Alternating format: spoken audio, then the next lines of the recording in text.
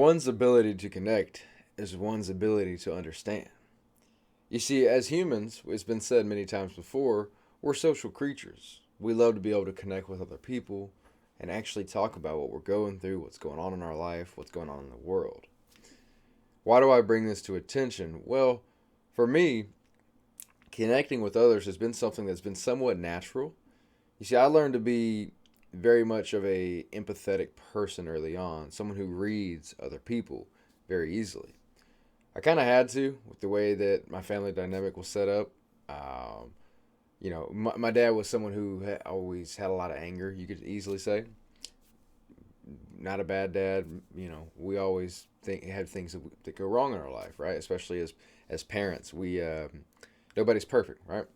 But from a very early age, I learned to be a reader of people, someone who could kind of, again, observe how someone's acting because I had the need to do so in a way.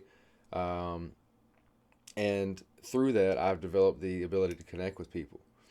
Now, again, I'm bringing this to attention because as humans, sometimes we forget or lose sight of this.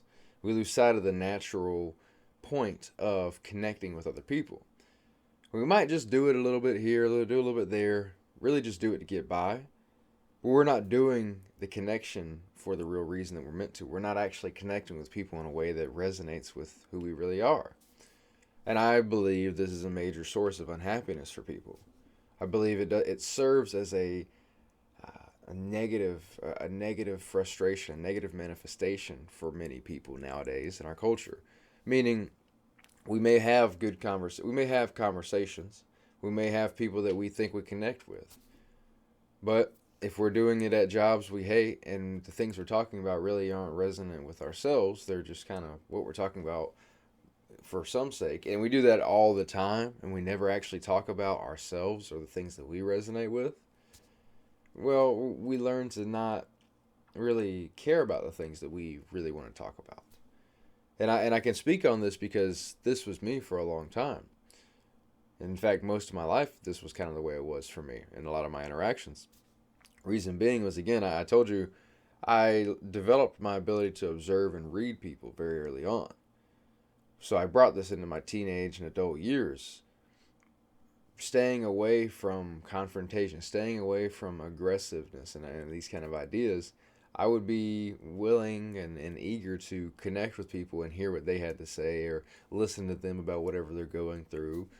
And it's funny, you have this kind of dynamic and you attract people who are like more than willing to explain what they're going through. They're like dying to tell somebody what they're going through.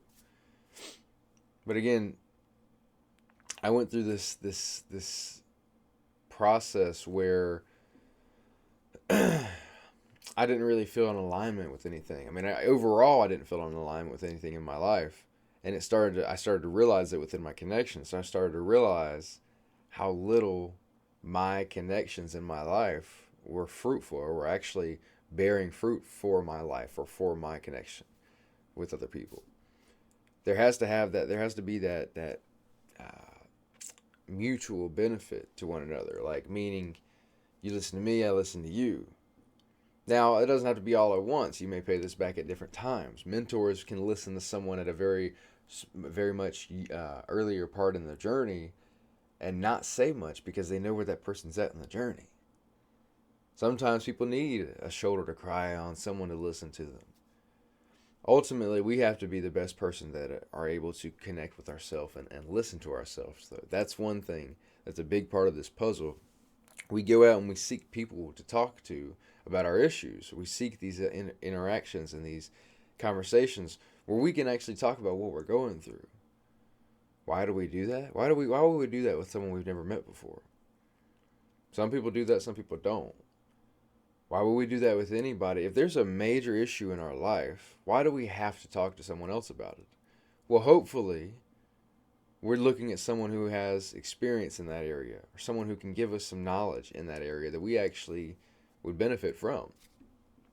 Most times, or a lot of the times, we seek advice from wherever we can get it. Whoever will listen to us, that's who we end up talking to.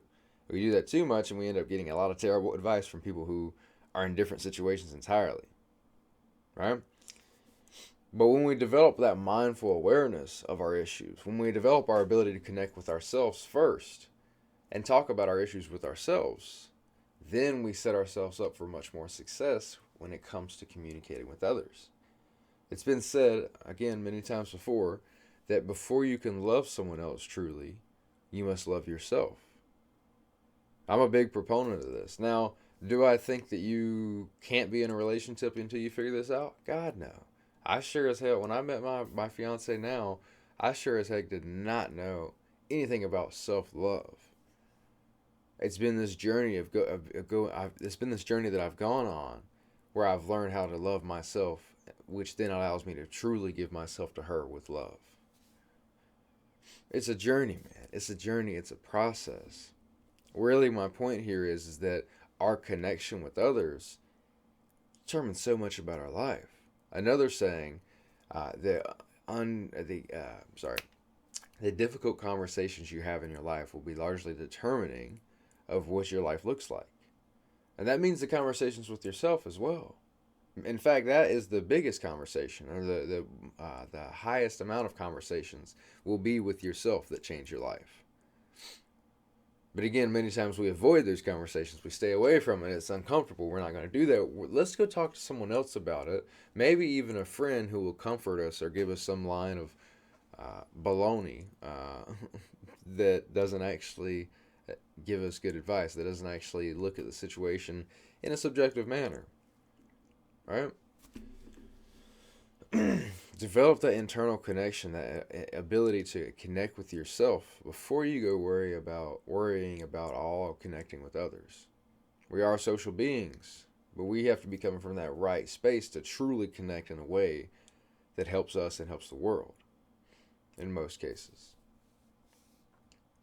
Move with love, man. Move with love. That's the biggest thing. If we don't have an inner sense of love, it's going to be hard for us to give love to others. Some people can do it, but I don't think it's sustainable. We have to have that internal sense of love. We must develop it and work on it over time to then give it to other people. And I mean everybody. We should love everybody, man. Sound like a hippie, but that's the message, man. One of them. Guys, hope you enjoyed this. Have a great day.